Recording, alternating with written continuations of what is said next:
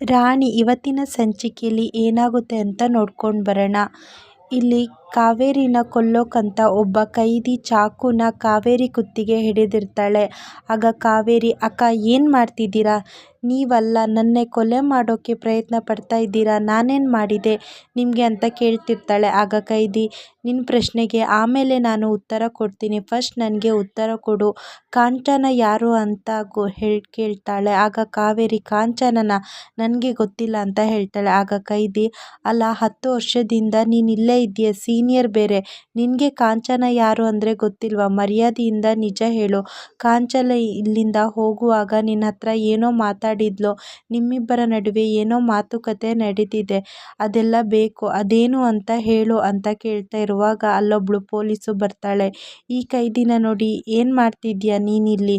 ಇಲ್ಲಿಗೆ ಬಂದರೆ ನೇರವಾಗಿ ಅಡುಗೆ ಮನೆಗೆ ಬಂದುಬಿಡ್ತೀಯಲ್ಲ, ನಿನ್ನ ಕೆಲಸ ಇಲ್ಲಲ್ಲ, ಹೊರಗಡೆ ಹೋಗು ಅಂತ ಹೇಳ್ತಾಳೆ. ಆ ಕೈದಿನ ಅಲ್ಲಿಂದ ಕಳಿಸ್ತಾಳೆ. ಆಗ ಅರುಣಾ ಮೇಡಮ್, ಕಾವೇರಿ ನಿನಗೊಂದು ವಿಷಯ ಗೊತ್ತಾ? ಕಾಂಚನ ನಿನಗೆ ಇಷ್ಟೆಲ್ಲ ತೊಂದರೆ ಕೊಟ್ಲಲ್ಲ, ಕೊನೆಗೆ ಅವಳಿಗೆ ದೇವರು ಶಿಕ್ಷೆ ಕೊಟ್ಬಿಟ್ಟ, ನಿನಗೆ ಗೊತ್ತಾ? ಅವಳಿಗೆ ಕರೆಂಟ್ ಹೊಡೆದು ಕೋಮಕ್ಕೆ ಹೊರಟೋಗಿದ್ದಾಳೆ ಅಂತ ಹೇಳ್ತಾಳೆ. ಅದಕ್ಕೆ ಕಾವೇರಿ, ಅಯ್ಯೋ ಹೌದಾ ಮೇಡಮ್, ಪಾಪ ಅಲ್ಲ ಮೇಡಮ್ ಅಂತ ಹೇಳ್ತಾರೆ. ಏನು ಅವಳು ಅಷ್ಟೆಲ್ಲ ಕಷ್ಟ ಕೊಟ್ಟರು ನೀನು ಅವಳಿಗೆ ಪಾಪ ಅಂತ ಇದೆಯಾ? ಪಾಪ ಅಲ್ಲ, ಅವಳು ಕರೆಕ್ಟಾಗಿ ಆಗಿದೆ ಅಂತ ಕಾವೇರಿ ಹತ್ರ ಹೇಳ್ತಿರ್ಬೇಕಾದ್ರೆ ಈ ಕಡೆ ಸ್ಕೂಲ್ ಹತ್ರ ವರದ ತನ್ನ ಮಗನ ಸ್ಕೂಲ್ಗೆ ಅಡ್ಮಿಷನ್ ಮಾಡಿಸೋಕೆ ಅಂತ ಕರ್ಕೊಂಡು ಬಂದಿರ್ತಾನೆ. ಹಾಗೆ ರಾಣಿನೂ ಅಲ್ಲಿಗೆ ಬಂದಿರ್ತಾಳೆ ಅಲ್ವಾ. ಸೊ ರಾಣಿಗೆ ಸೀಟ್ ಸಿಕ್ಕಿರೋದೆಲ್ಲ ರಾಣಿ ಹೋಗ್ತಾ ಇರ್ತಾಳೆ. ರಾಣಿಯ ನೋಡಿ ವರದ, ಓ ನೀನು ರಾಣಿ ಅಲ್ವಾ, ಅವತ್ತು ದೇವಸ್ಥಾನ ಹತ್ರ ಸಿಕ್ಕಿದ್ದೆಲ್ಲ ನೀನೇ ಅಲ್ವಾ ಅಂತ ಕೇಳ್ತಾ ಇರ್ತಾನೆ. ಆಗ ರಾಣಿ, ಹೌದೌದು ಅದು ನಾನೇ, ನೀವೇನಿಲ್ಲಿ ಅಂತ ಕೇಳಿದಾಗ ಸ್ವಲ್ಪ ಕೆಲಸ ಇತ್ತು ಅಂತ ವರದ ಹೇಳ್ತಾನೆ. ಆಗ ಸತ್ಯ, ಏನು ರಾಣಿ ನಿನಗೆ ಇವರು ಗೊತ್ತಾ ಅಂತ ಹೇಳ್ತಾರೆ. ಹೌದು ಮಾಮ, ಅವತ್ತು ಮಾಲಾ ಹತ್ರ ಕಿಡ್ನಾಪ್ ಅದು ಇದು ಅಂತ ಹೇಳ್ತಿದ್ಲ ನಿಮಗೆ ಅಂತ ರಾಣಿ ಹೇಳಿದಾಗ, ಓ ಅವತ್ತು ನಿನ್ನ ಕಾಪಾಡಿದ್ದು ಇವರೇನಾ, ತುಂಬಾ ಥ್ಯಾಂಕ್ಸ್ ಸರ್ ಅಂತ ಹೇಳ್ತಾ ಇರ್ತಾರೆ. ಆಗ ರಾಣಿ, ಅಯ್ಯಯ್ಯೋ ಮಾಮ, ಅವರು ಬೇರೆ, ಇವರೇ ಬೇರೆ, ಇವರು ತೇಜು ಅವರಪ್ಪ ಅಂತ ಹೇಳ್ತಿದ್ದಾಗ, ಸರಿ ನಮಸ್ಕಾರ, ಸ್ವಲ್ಪ ಕೆಲಸ ಇದೆ ಅಂತ ಹೇಳಿ ವರದ ಅಲ್ಲಿಂದ ಹೊರಟು ಹೋಗ್ತಾನೆ. ಈ ಕಡೆ ಕಾವೇರಿ ಮೇಡಮ್ ಹತ್ರ ಮಾತಾಡೋಕ್ಕೆ ಅಂತ ಹೋಗಿರ್ತಾಳೆ. ಆಗ ಮೇಡಮ್, ನೋಡಿ ಮೇಡಮ್, ನಿಮ್ಮ ಹತ್ರ ಸ್ವಲ್ಪ ಮಾತಾಡಬೇಕಿತ್ತು ಅಂತ ಕೇಳ್ತಾಳೆ. ಆಗ ಮೇಡಮ್, ಹೇಳು ಕಾವೇರಿ, ಏನು ವಿಷಯ ಅಂತ ಕೇಳಿದಾಗ ಮೇಡಮ್, ನನಗೆ ಯಾವುದಾದ್ರೂ ಕೆಲಸ ಇದ್ದರೆ ಹೇಳ್ತೀರಾ ಅಂತ ಕೇಳ್ತಾಳೆ. ಆಗ ಕಾವೇರಿ, ಇವಾಗಲೇ ನೀನು ಕೆಲಸ ಮಾಡ್ತಾ ಇದೆಯಲ್ಲ, ಅಡುಗೆ ಮನೆ ಜವಾಬ್ದಾರಿನ ನಿಂದೆ ಅಲ್ವಾ, ಮತ್ತೆ ಯಾಕೆ ಬೇರೆ ಕೆಲಸ ಅಂತ ಕೇಳಿದಾಗ ಮೇಡಮ್, ರಾಣಿನ ಅಡ್ಮಿಷನ್ ಮಾಡ್ಸೋಕ್ಕೆ ಸ್ಕೂಲ್ಗೆ, ಅದಕ್ಕೆ ಅವಳ ಪುಸ್ತಕ ಅಡ್ಮಿಷನ್ಗೆ ಸ್ವಲ್ಪ ದುಡ್ಡು ಬೇಕು, ಅದಕ್ಕೆ ನನ್ನ ಕೈಯಲ್ಲಿ ಆದಷ್ಟು ನಾನು ಸಹಾಯ ಮಾಡೋಣ ಅಂತ ಅಂದ್ಕೊಂಡಿದ್ದೀನಿ. ಪಾಪ ಅಣ್ಣನಿಗೆ ಇನ್ನಷ್ಟು ಹೊರೆ ಹಾಕೋಕ್ಕೆ ನನಗಿಷ್ಟ ಇಲ್ಲ, ಅದಕ್ಕೆ ಏನಾದರೂ ಕೆಲಸ ಇದ್ದರೆ ಹೇಳಿ ಮೇಡಮ್, ಕೊಡಿಸಿ ಅಂತ ಕೇಳ್ತಿರ್ತಾಳೆ. ಮೇಡಮ್, ಓ ವೆರಿ ಗುಡ್, ಒಳ್ಳೆ ವಿಚಾರ ಮಾತಾಡ್ತಿದ್ದಿ, ನಿನ್ನಿಂದ ನಿನ್ನ ಅಣ್ಣನಿಗೆ ಸಹಾಯ ಆಗುತ್ತೆ, ರಾಣಿ ಆಸೆ ಈಡೇರುತ್ತೆ, ನಿನ್ನ ರಾಣಿ ಜೈಲಿಂದ ಆಚೆ ಬಿಡಿಸ್ಕೊಂಡು ಹೋಗೇ ಹೋಗ್ತಾಳೆ, ನಿನಗೂ ಒಳ್ಳೆ ಕಾಲ ಬಂದೇ ಬರುತ್ತೆ ಕಾವೇರಿ, ನಾನೇನು ಚೆಕ್ ಮಾಡಿ ನಿನಗೆ ಯಾವುದಾದ್ರೂ ಕೆಲಸ ಇದ್ದರೆ ಹೇಳ್ತೀನಿ ಅಂತ ಹೇಳ್ತಾರೆ. ಈ ಕಡೆ ಪ್ರಿನ್ಸಿಪಾಲ್ ಹತ್ರ ಮಾತಾಡ್ತಿರ್ತಾರೆ ವರದ, ಸರ್ ನೀವು ಯಾಕೆ ಇಷ್ಟೊಂದು ತೊಂದರೆ ತಗೊಂಡ್ರಿ ಅಲ್ಲ, ನನಗೊಂದು ಮಾತು ಹೇಳಿದರೆ ನಾನೇ ಬಂದು ಎಲ್ಲ ಫಾರ್ಮ್ನ ಫಿಲಪ್ ಮಾಡಿ ಮಾಡ್ಕೊಂಡು ಬರ್ತಾ ಇದ್ದೆ ಅಲ್ವಾ, ಆವಾಗಲೇ ನಾನು ಸ್ಟಾಫ್ಗೆಲ್ಲ ಹೇಳಿದ್ದೀನಿ ನಿಮ್ಮ ಮಗನಿಗೆ ಇಲ್ಲಿ ಸೀಟ್ ಸಿಕ್ಕೇ ಸಿಗುತ್ತೆ ಅಂತ ಹೇಳ್ತಾರೆ. ಈ ಕಡೆ ರಾಣಿ ಹೊರಗಡೆಯಿಂದ ಎಲ್ಲನೂ ನೋಡ್ತಿರ್ತಾಳೆ.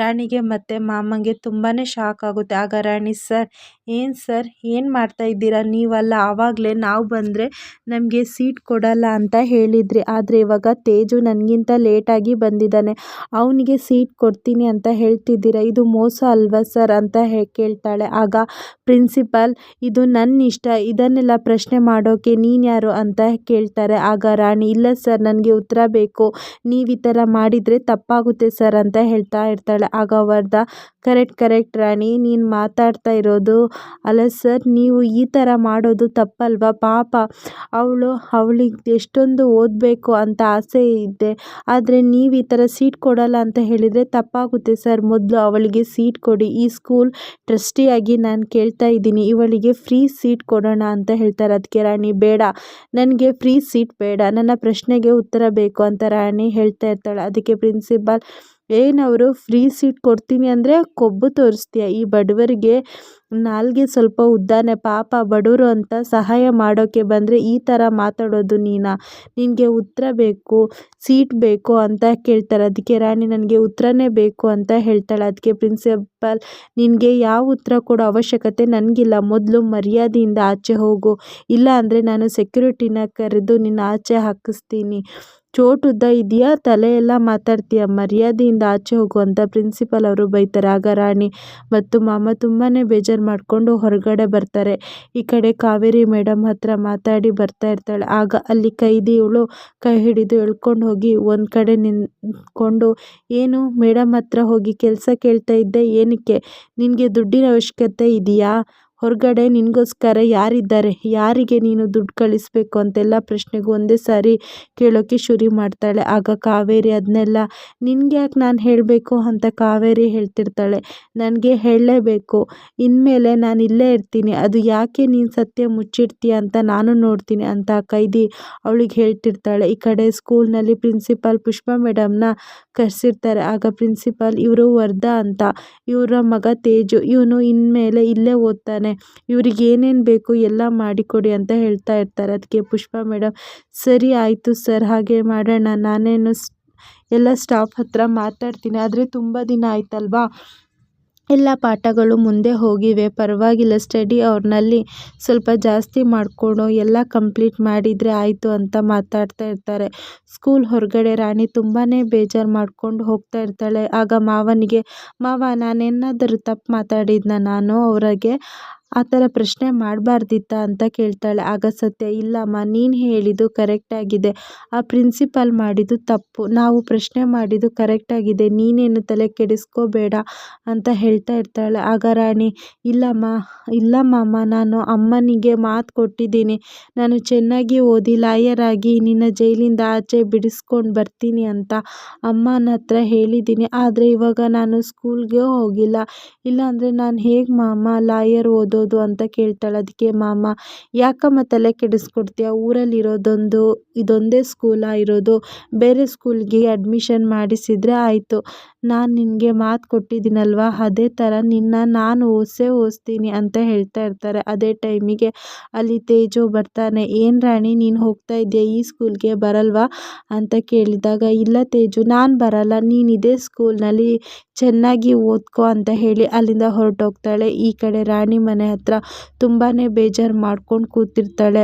ಅಮ್ಮನಿಗೆ ಮಾತು ಕೊಟ್ಟದ್ದು ನೆನಪಾಗಿ ಅವಳಿಗೆ ಅಳು ಬರ್ತಾ ಇರುತ್ತೆ. ಅದೇ ಟೈಮ್ಗೆ ಸೀನು ಬರ್ತಾನೆ. ರಾಣಿ, ಏನು ಕೂತ್ಕೊಂಡು ಬಿಟ್ಟಿದ್ದೀರಾ, ನಿನಗೋಸ್ಕರ ನಾನೇನೋ ತಂದಿದ್ದೀನಿ ಅಂತ ಕೊಡ್ತಾನೆ. ಅದನ್ನ ನೋಡಿ ರಾಣಿ, ಏನದು ಅಂತ ಕೇಳಿದಾಗ, ನೀನೇ ಓಪನ್ ಮಾಡಿ ನೋಡು ಅಂತ ಹೇಳ್ತಾನೆ. ಆಗ ರಾಣಿ ಅದನ್ನು ಓಪನ್ ಮಾಡಿದಾಗ ಅದು ಯೂನಿಫಾರ್ಮ್ ಆಗಿರುತ್ತೆ.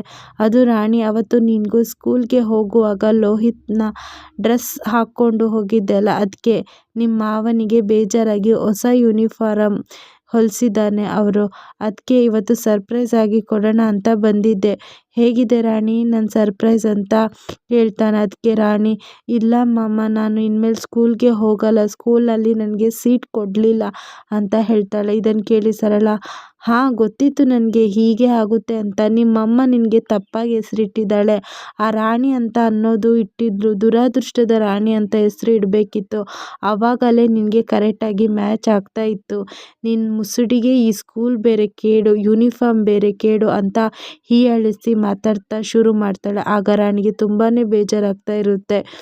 ಸೊ ಇಲ್ಲಿಗೆ ಈ ಸಂಚಿಕೆ ಮುಗಿದಿದೆ. ಈ ವಿಡಿಯೋ ನಿಮಗೆ ಇಷ್ಟ ಆಗಿದ್ದರೆ ಲೈಕ್ ಮಾಡಿ, ಶೇರ್ ಮಾಡಿ, ಹಾಗೆ ಚಾನಲ್ನ ಸಬ್ಸ್ಕ್ರೈಬ್ ಮಾಡಿ.